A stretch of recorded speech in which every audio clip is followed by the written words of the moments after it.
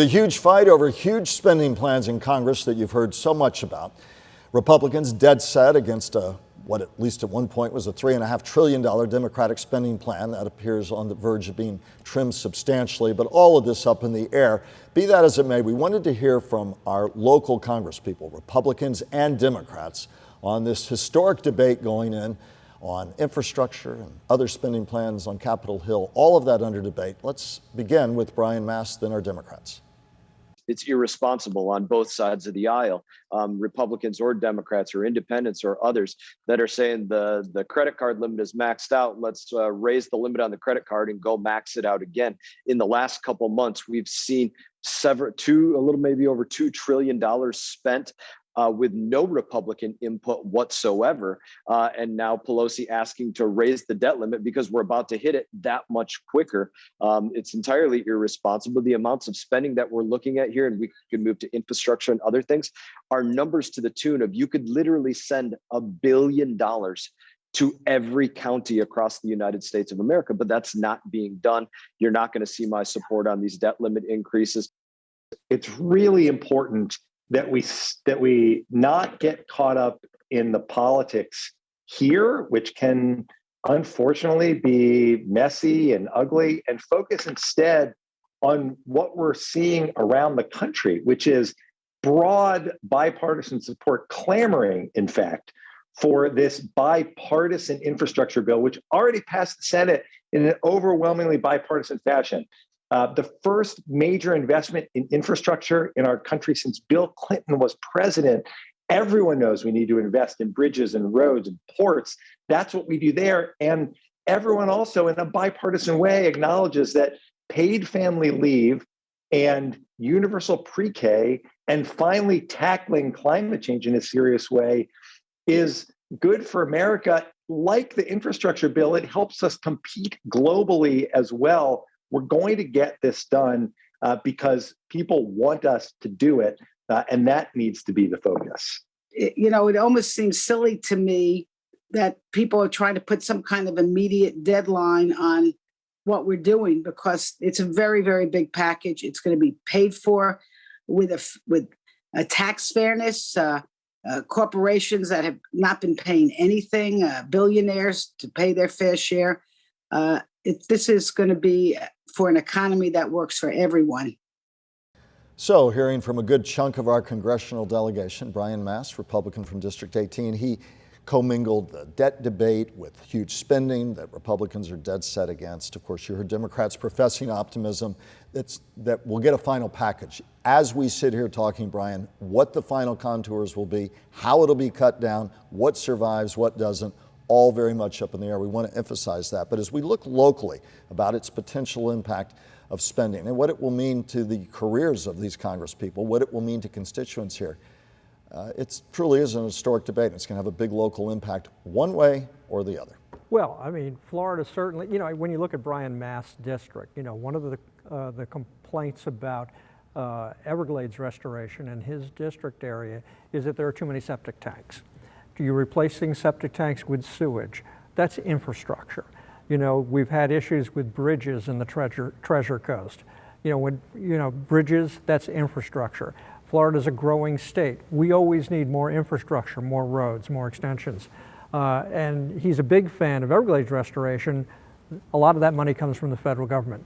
Now, is he right or wrong about raising taxes? I'm not surprised that he feels that way, and I'm not surprised the Democrats feel the way they do. But certainly there'd be a lot of impact on Florida if the infrastructure bill sends money to the Sunshine State. We're in October now. We're looking ahead to midterms. Things will heat up. Whatever comes out of this is going to go a long way toward determining campaigns, what people have to say about what happened or didn't happen, about its impact on people, whether it raises taxes for those who are making $400,000 a year and more, whether it raises taxes on corporations. The bottom line impact of this, hard to gauge right now where it will end up being, but this is going to be such a central piece of the discussion. Democrats know, by the way, that if they don't get something done, that they could suffer as much from that. And then others argue, depending on how big a package you pass, you could suffer for that too. So Democrats are between a rock and a hard place. I haven't seen anything quite like this in a long time. You know, it's hard to say that you have the White House, the Senate, and the House, and you couldn't get anything done. So yes, it's very, very important that the Democrats accomplish something as they're going into the 22 election. Otherwise, Republicans are going to look at them and say, well, they couldn't even get done what they wanted to get done. Why would we want them leading the country? Also, if they do wind up doing, you know, big tax increases, Republicans will hit them hard on that, and that's going to have a big impact in a state where we're adding one more congressional seat. Let me note as an aside, last week I said we would have 29. That was incorrect. We'll have 28 congressional seats. You know, there's going to be redistricting, so all of these congressional races are going to be up for grabs again, and these are going to be hot issues for the Democrats, among many others. Well, we'll see how it plays out. As I said, as we sit here, how it plays out on Capitol Hill, what its ultimate impact is for pocketbooks one way or the other, its impact on the political climate. It's going to be an interesting ride for all of us next year, so buckle up. We do have Alcee Hastings' seat. We're now getting to the point where we're going to look at that primary, then general election, talk about the importance of that district. It's always allowed for minority representation. He held the seat for some 30 years, and now we're going to see a seat change, at least in terms of the face there, in the 20th. Talk about that. Well, you know, for the Democrats, it's really important. There's a 3-seat margin in the House that Nancy Pelosi, the Speaker of the House, has to play with. For Democrats, this would add one more to that list. The odds are it'll be overwhelmingly be a Democratic seat. And with minority representation. With minority representation, and that's very, very important that we have minority representation in Florida. I ask you every week, what's top of mind to you? What are you hearing out and about these days? You often talk eloquently about some of these touch points you're hearing. Well, I think that you know, we shouldn't lose sight of the fact that one of the biggest issues that's going to come up next year is going to be abortion. And that, you know, the Supreme Court's going to hear that case on December 1st. They will likely decide it by spring. The Mississippi case. The Mississippi case, where Mississippi is basically trying to get Roe v. Wade completely removed.